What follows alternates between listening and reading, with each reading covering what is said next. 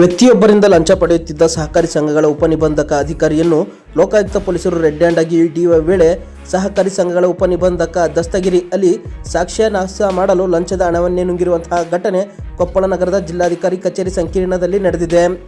ಎನ್ಜಿಒಗೆ ಪ್ರಮಾಣ ಪತ್ರ ನೀಡಲು ಭೀಮನಗೌಡ ಅನ್ನೋರಿಗೆ ದಸ್ತಗಿರಿ ಅಲಿ 2,000 ರೂಪಾಯಿ ಲಂಚಕ್ಕೆ ಬೇಡಿಕೆ ಇಟ್ಟಿದ್ದರು.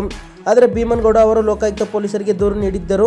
ಇಂದು ಅಂದರೆ ಶನಿವಾರ ಕಾರ್ಯಾಚರಣೆ ನಡೆಸಿದ ಲೋಕಾಯುಕ್ತ ಪೊಲೀಸರು ಕೊಪ್ಪಳ ನಗರದ ಜಿಲ್ಲಾಧಿಕಾರಿ ಕಚೇರಿ ಸಂಕೀರ್ಣದಲ್ಲಿರುವ ಕಚೇರಿಯಲ್ಲಿ ದಸ್ತಗಿರಿ ಅಲಿಯನ್ನು ಟ್ರಾಪ್ ಮಾಡುವಲ್ಲಿ ಯಶಸ್ವಿಯಾಗಿದ್ದಾರೆ.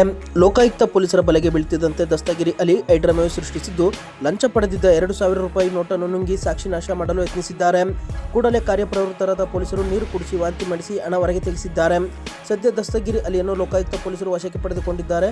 ರಾಯಚೂರು ಲೋಕಾಯುಕ್ತ ಎಸ್ಪಿ ಶಶಿಧರ್ ಮಾರ್ಗದರ್ಶನದಲ್ಲಿ ದಾಳಿ ನಡೆದಿದ್ದು ಕೊಪ್ಪಳ ಲೋಕಾಯುಕ್ತ ಪಿಐ ನಾಗರತ್ನ ಮತ್ತು ಸುನೀಲ್ ಮೇಗಿಲ್ಮನಿ ನೇತೃತ್ವದಲ್ಲಿ ದಾಳಿ ಮಾಡಲಾಗಿದೆ.